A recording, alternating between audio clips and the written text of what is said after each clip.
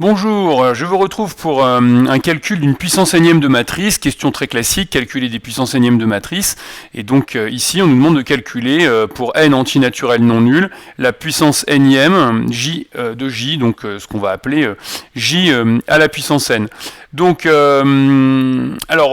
faut vous poser la question, c'est très important, vous pouvez télécharger l'énoncé bien sûr dans la description, vous aurez une version PDF du sujet. Alors, aucune indication, alors si on vous donnait la réponse pour j puissance n, on aurait l'option de tenter une récurrence, la fameuse récurrence que tous les candidats adorent, alors que c'est long, donc c'est pas forcément la méthode la plus rapide.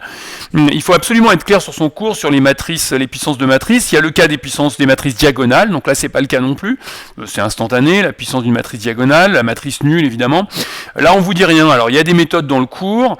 La récurrence, j'en ai parlé à condition d'avoir le résultat. C'est peut-être ça qu'on va faire. Le binôme de Newton. Binôme de Newton à condition de couper la matrice en deux et d'avoir des matrices qui commutent, d'être capable de calculer séparément les puissances de ces deux matrices. Donc, bon, pas gagné. L'énoncé vous aide ou pas, d'ailleurs, ça dépend des fois. Et puis, il y a d'autres techniques à base de division euclidienne pour les voies scientifiques. Donc là, il n'y a pas d'indication. Pour la division euclidienne, on est censé vous aider. Ou bien, il y a d'autres techniques par récurrence, du type montrer que j puissance n s'écrit sous la forme an fois l'identité, plus bn fois j, plus cn fois j carré parfois, et on vous demande d'expliciter les suites an, bn, cn, trouver des relations entre n plus 1, bn plus 1, cn plus 1, et an, bn, cn, et après ça part sur les suites.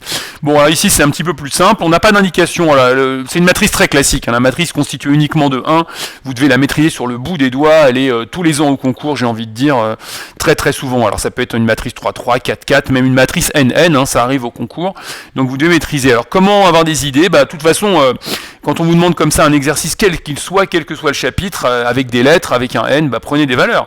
Donc si vous essayez n égale 2, j carré, vous calculez gentiment le carré de j. Il va se passer quelque chose de très sympathique quand vous allez calculer le carré de j, quand vous appliquez la formule du produit matriciel, en multipliant terme à terme la première ligne par exemple par la première colonne, et vous aurez 1 fois 1 plus 1 fois 1 plus 1 fois 1, et ça va faire 3. Et comme il en est exactement de même pour les autres termes, vous aurez que des 3 sur la première ligne, et quand vous passez à la deuxième ligne, comme vous êtes encore en train de faire exactement les mêmes multiplications, eh bien vous avez une matrice avec uniquement des 3. D'accord ? Donc je regarde au brouillon et tiens, je constate que j au carré, elle est constituée entièrement de 3. Alors on pourrait maintenant s'intéresser à j cube.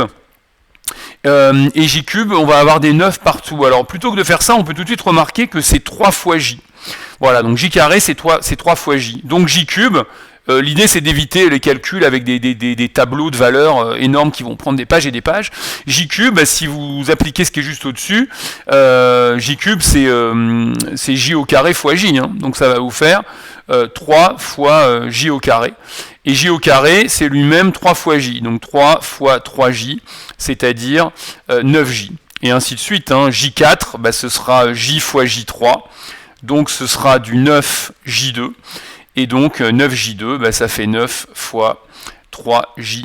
Et donc on en est à 27j. Et donc qu'est-ce qui se passe à chaque fois ? On multiplie par 3. Donc on peut penser que la formule générale de j puissance n, c'est 3 puissance n-1 fois j. Voilà, ça va être la formule. Alors on peut éventuellement remplacer après j par son expression pour avoir une forme sous forme de tableau. Ça va être ça notre j puissance n, en tout cas c'est ce qu'on peut penser. Et donc, eh bien, il va falloir le démontrer par récurrence évidemment. Et n doit être au moins égal à 1 d'après l'énoncé. Alors on peut réfléchir, est-ce que ça marcherait pour j puissance 0 d'ailleurs par hasard ? J puissance 0 par convention, ça fait l'identité, alors que de l'autre côté, 3 puissance 0 moins 1 fois j, eh bien ça fait 1 tiers de j, et 1 tiers de j, ça ne fait pas l'identité. Donc cette conjecture, ce résultat n'est pas valable quand n est égal à 0, ça va commencer seulement à n égale 1. Donc là le brouillon est très important parce que c'est pas la peine de le faire au propre, hein. Au propre vous n'avez pas besoin d'expliquer d'où vient votre formule, d'où vient votre idée. Vous avez regardé au brouillon j carré et j cube et vous allez procéder directement par récurrence au propre. L'itération c'est pourri, de proche en proche c'est pourri, évidemment interdiction formelle d'écrire sur votre copie par récurrence immédiate, par récurrence triviale, facile, easy, peasy, évident, trivial, enfin bref, c'est un scandale de parler comme ça sur une copie de concours, on peut le penser très fort, on ne va pas le dire. Alors on y va. Pour n égale 1, bah, aucun problème. J puissance 1, c'est évidemment égal à J.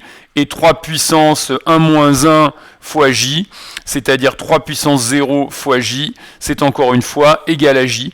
Donc la propriété est vérifiée. Alors je n'ai pas l'habitude fréquemment de donner un nom à ma proposition, donc pardonnez-moi, je ne l'ai pas fait ici. Allez voir les points sur les récurrences si besoin. C'est pas une obligation, hein. Moi je trouve que c'est pas mal au début quand on fait des récurrences de s'y habituer.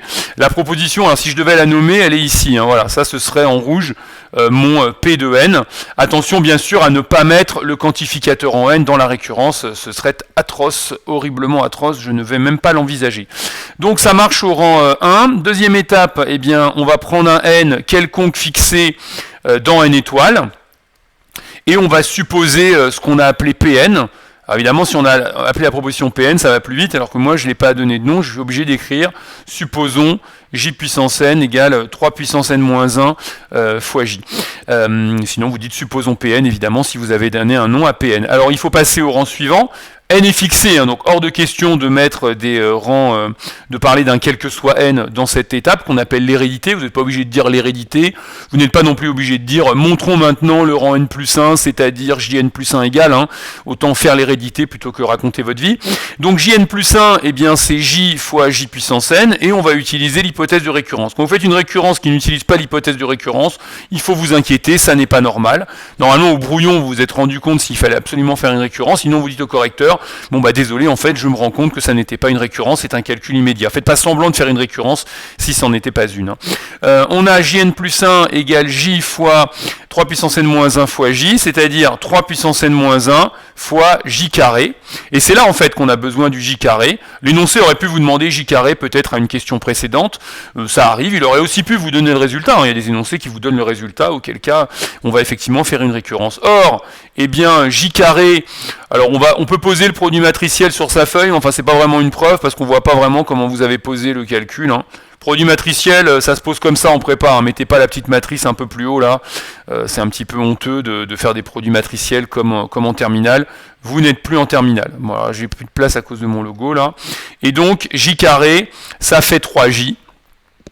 Et donc, eh bien, je vais pouvoir affirmer que bien, j puissance n plus 1, eh bien, c'est 3 puissance n moins 1 fois 3j, c'est-à-dire 3 puissance n fois j. Ma proposition est donc vraie au rang n plus 1, p de n plus 1 est vrai. Je n'ai pas donné de nom à la propriété, j'ai quand même le droit de le dire dans ma phrase. La propriété est vraie au rang n plus 1. Et donc on peut maintenant conclure, hein, c'est la troisième étape de la récurrence, marquez bien les différentes étapes de votre récurrence.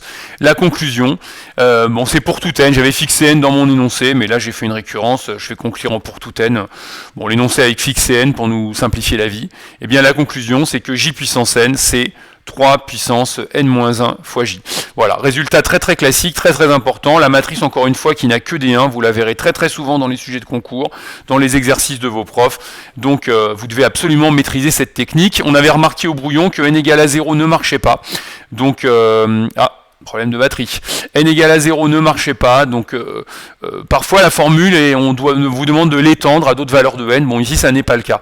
Alors en fait, vous devez être capable de généraliser ce qu'on a fait ici. Hein, la matrice, par exemple, qui serait de format 4-4 avec que des 1, eh bien sa puissance, ce serait du 4 à la puissance n-1 fois j, avec que des 5, eh bien, du 5 à la puissance n-1 fois j, et la matrice qui serait carré d'ordre p, hein, si j c'était la matrice constituée uniquement de 1, mais avec des indices eh bien, de 1 à p, eh bien dans ce cas-là, j puissance n, ce serait p à la puissance n-1 fois j. Ça arrivait dans un sujet récent d'HEC. Alors oui, j'ai pas conclu, peut-être qu'on aurait dû répondre sous forme matricielle, hein. Donc à voir ce que l'énoncé vous demande. Si on vous demande une forme matricielle, eh ben, vous allez injecter le 3 puissance n-1 partout dans la matrice. Alors c'est pas très intéressant. Moi je vous conseille de laisser des choses en facteur quand vous travaillez sur les matrices, notamment des fractions, hein. Laissez un quart, un tiers, un neuvième, ce sera beaucoup plus facile dans les calculs qui suivront, ou même si vous devez réutiliser cette puissance de matrice dans la suite. Voilà, j'espère que que cette vidéo vous a été utile. N'hésitez pas à poser vos questions dans les commentaires, à liker cette vidéo, j'espère, et à consulter notre site web pour voir toutes nos formules, préparation à l'oral de maths, préparation aux écrits bien sûr, avec des cours particuliers à domicile, ou bien des cours collectifs pendant les vacances ou de manière hebdomadaire. Merci de votre attention et à la prochaine.